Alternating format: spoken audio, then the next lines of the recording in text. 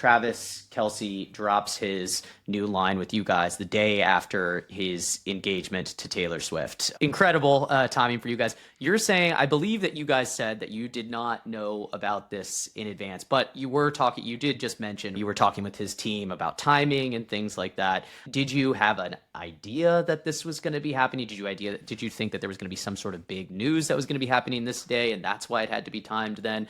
Max, I promise your listeners, the launch date was the launch date was the launch date and always was. Something this big is planned out many months in advance. And so, no, we had absolutely no idea of what Travis was doing in his personal life. I will tell you the story of how I did find out about it. I was in my office in New York City. I was actually talking to our chief legal counsel about a completely different matter.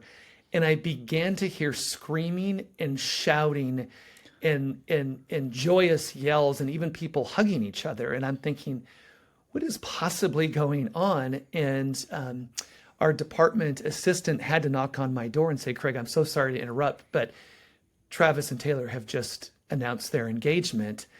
And you have to imagine, guys, what I had been through at that point now, 4 to 5 weeks. And this is like another plot twist that you do not see coming. And obviously this one for the very much positive. Super happy for Travis, who is such a kind, authentic, and real guy. And then obviously, I have to put on my CMO hat and say, this was the best timing in the history of all timings of launches, right? So that was unbelievable. But it really was unscripted. Yeah, I guess the other possible theory is that he chose the engagement date in order to sell more jeans.